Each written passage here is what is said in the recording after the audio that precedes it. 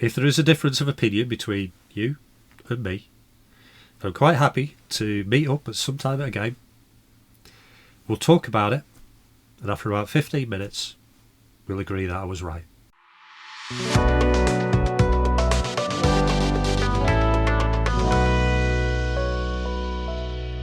Hi, my name is Mike. Welcome to my vlog about football in general and Burnley FC in particular. A vlog that this week, well, let's see where it goes, shall we? Interesting reaction to last week's vlog, where I sort of talked about having enough of the negative and dull football that I'm being forced to watch, which, as the kids say, did numbers.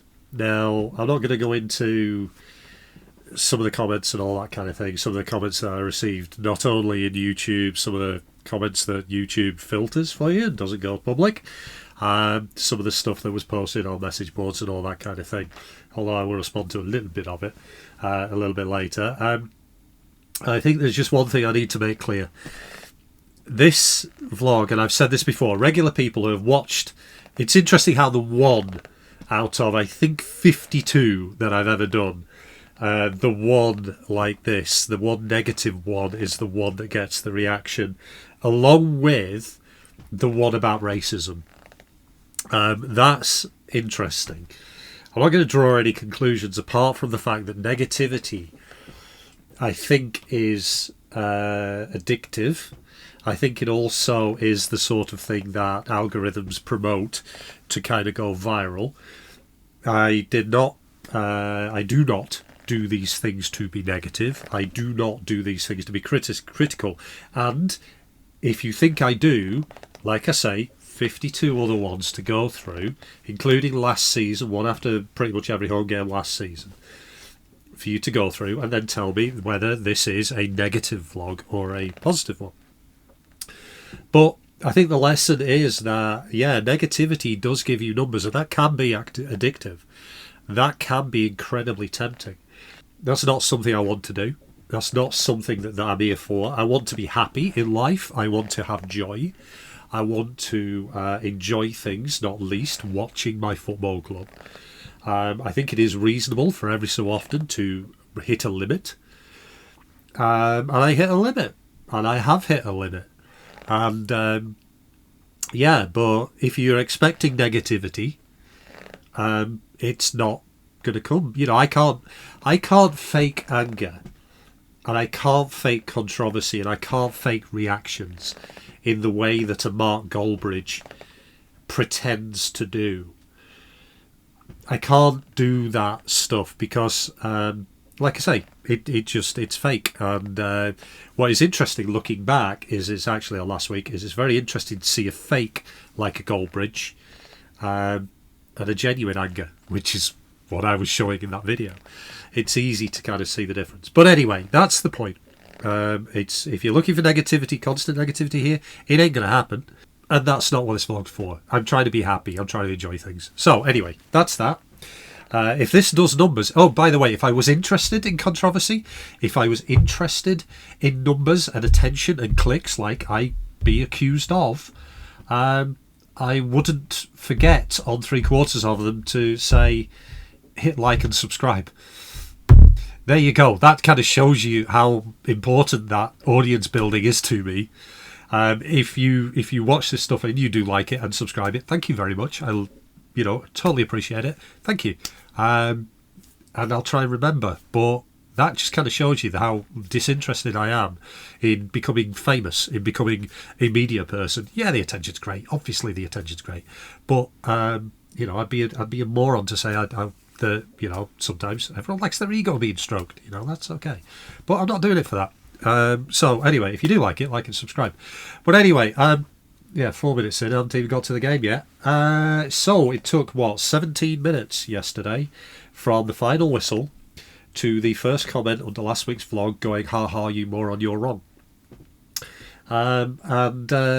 Okay. Clarets beat Norwich 2-1. Let's have some fun with some of the comments. Let's start off with that one. You're wrong, Scott Parker knows what he's doing, etc. and so forth, and this result shows it. Okay, cool. Does that mean we stop giving him time to build his team then? Does that mean we stop using the transfer window as an excuse, because his plan's now in place, isn't it? Or are some people overreacting to one game out of 21? Whereas the points I always make, because I'm afflicted, I have one of those brains that works with logic and consistency, I'm reacting to the previous 20. And on a similarly, trying to have your cake and eat it kind of scenario, and I'll come to this more, the substitutions, people going, oh, Parker's substitutions absolutely changed the game. Okay, probably did. Let's go with that. I'll probably talk about that in a minute. But let's go with that. Okay. Who sent them out for the previous 64 minutes then? You see, that's what football is. It's about nuance. You're not allowed nuance on the internet. You're not allowed to have shades of grey. You're not allowed to sit there and go, well, maybe, but. And, as last week kind of showed, I got accused of saying things that I didn't say. And how do you respond to that? Mike wants Parker to be sacked. Didn't say it. But I did said, can't wait for him to leave. Didn't say he should be sacked. There is a difference there. There is a vital difference. But anyway, I'm not going to get all this off my chest in one go. So, yesterday's game. Interesting game. A lot of people, I think, took that to be a very, very bad performance at the start. And here's where nuance comes into it. I don't think that Clarets were badly set up on a tactical level or anything like that in that first half against Norwich. Because if you look at Norwich's play, and Norwich's record this year, they have, I think, scored very near the top or the most goals in the division. They have also conceded very near or near the top of the most goals in the division. And watching the first half yesterday, or watching the game yesterday, you can absolutely see why. Because Norwich have a style of chaos football. A style of football is basically, they used to call it when Klopp arrived however many years ago, heavy metal football. The idea of, full on, what they call it, gegenpressing or something like that. Full on, in your face, attack, try and blow a team away. And to be fair, they almost did. Because the old thing in boxing, styles make fights. We are a very passive, controlled team with our style of football. Norwich are a very in-your-face, fast attack style of football.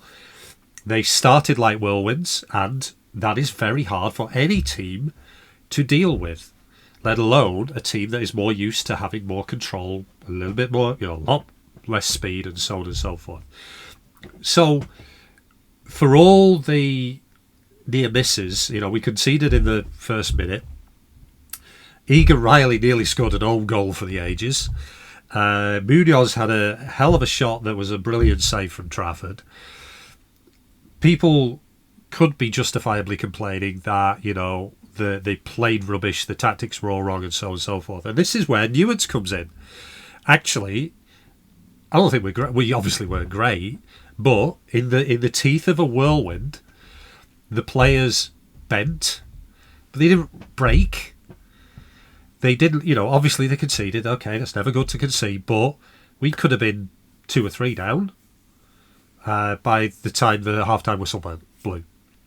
And fair play, it didn't happen. The players dug in. It wasn't pretty, it wasn't good, and it wasn't controlled. But ultimately, football has 2 teams playing. Sometimes you have to give credit to the other side for making your side not look that good. And we did not look good in that first half. In all the jubilation of winning the game, you've got to, in order to do this thing, oh, Parker's right, you're wrong, blah, blah, blah, blah, blah, you've got to do a shitload of ignoring. You've got to do a shitload of ignoring some facts. And these are things I try not to do, but you have to, I try to present nuance, but you have to do a shitload of ignoring. Couple of things. First off, we didn't really look like equalising. We looked better, but Norwich had kind of blown themselves out. This is where styles make fights. Again, Norwich's whirlwind approach blew us away in the first half. But they cannot keep that up for 90 minutes.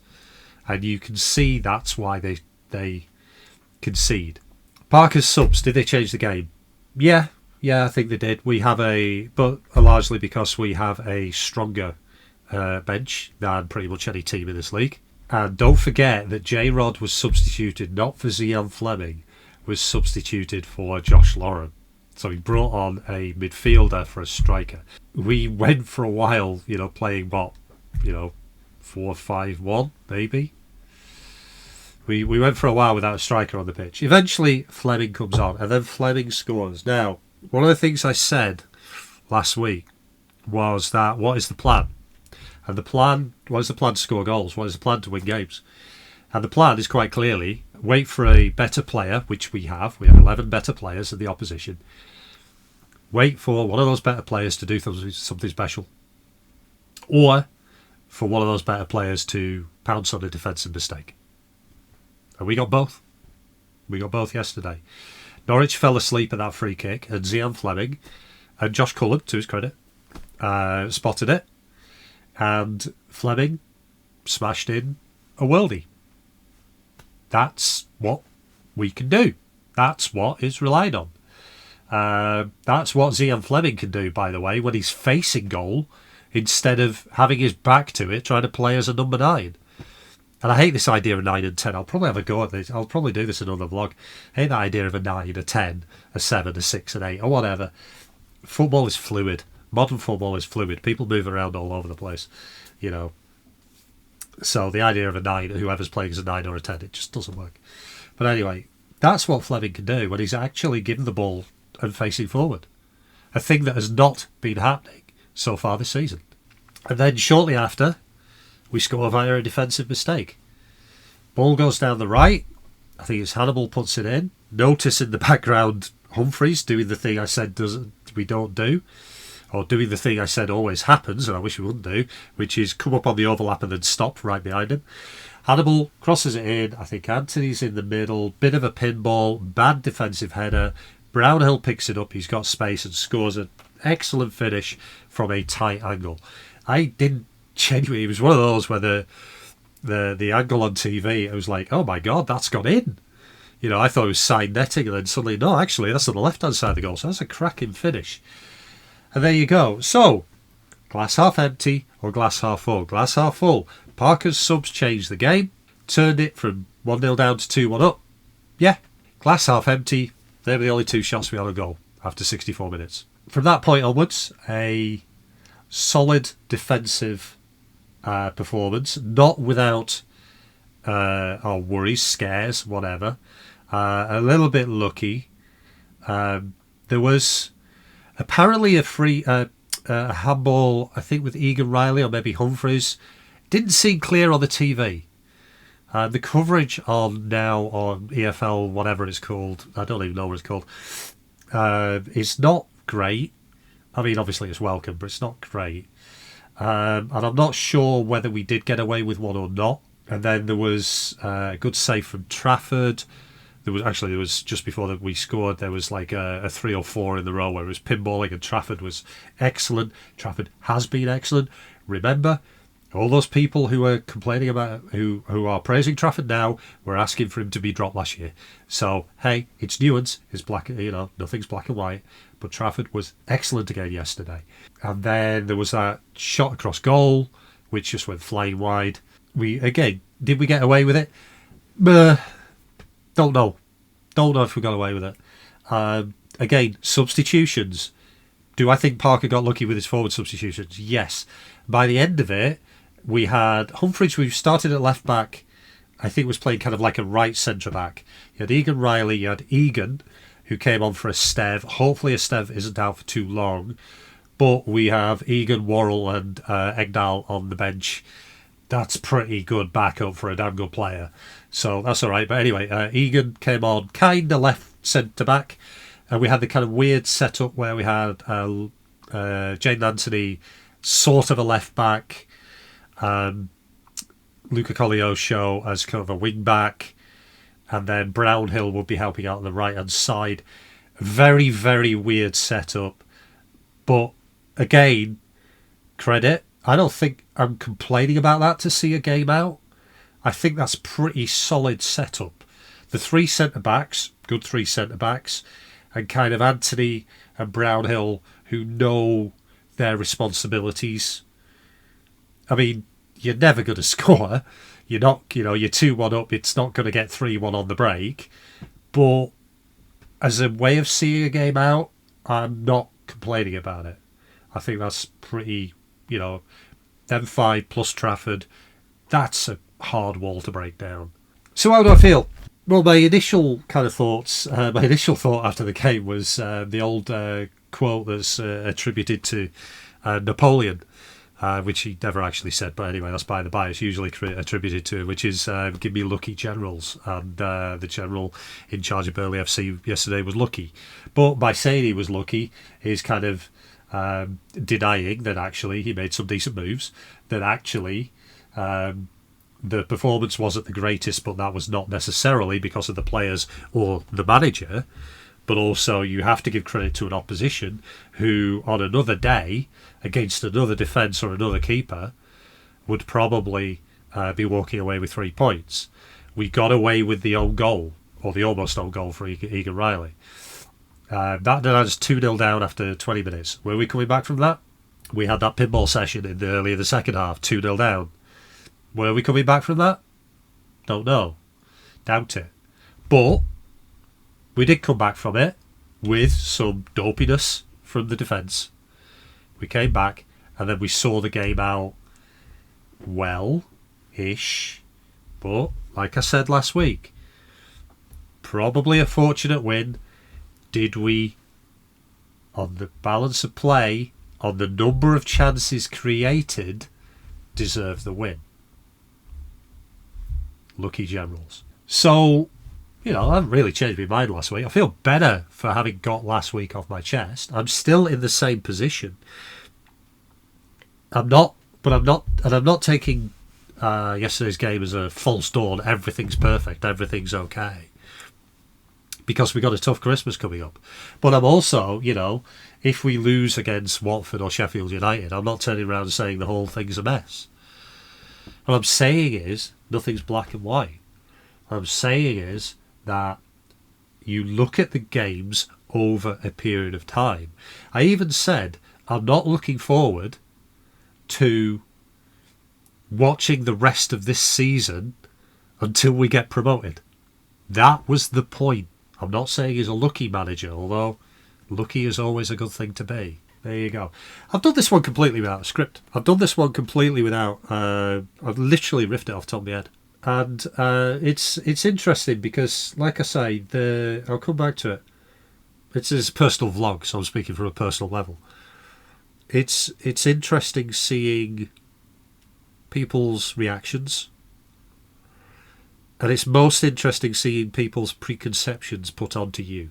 People have a predefined idea. They're not interested in finding out more, by the way. They have a predefined idea about why someone does something, like this vlog, why people do a podcast, why people do things, why, and it's interesting seeing those preconceptions put out there in black and white. People saying things to you that you would never, ever hear from the direct. If you want to turn around and tell me that my opinions are shit, by the way, and that I am, quote, borderline unhinged, I'm usually in the fan zone up until about 2:30 before a match. Big blue coat, usually, because it's cold. Go on. I'm not challenging a fight or anything. That'd be stupid. I'm just saying, I'm there. I'm here. I'm here to talk. And that's the thing. But anyway. So, yeah, Nuance. And some good, some bad yesterday. And I think yesterday's match proved exactly what you were thinking before it kicked off. If you were supporting Parker and thinking he should have more time, it proved it.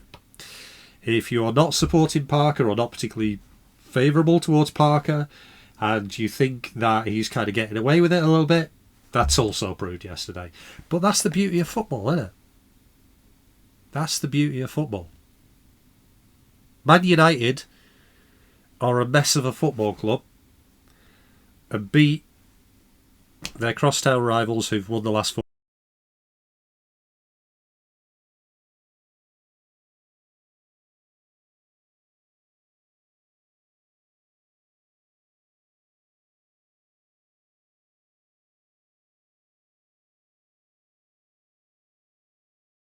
But to quote someone, if there is a difference of opinion between you and me, I'm quite happy to meet up at some time at a game. We'll talk about it, and after about 15 minutes, we'll agree that I was right. Okay, that's it for this one. The vlog is going to take a break into for the festive period. I'm going to be away, much needed break. So there will definitely not be a vlog between now and the first week of January. But I hope out there that you have a wonderful Christmas spent with people you love and people who love you. I hope you have a wonderful festive period, and as I always wish everyone at this time of year, if 2025 doesn't bring you what you want, may at least bring you what you need. Up the Clarets.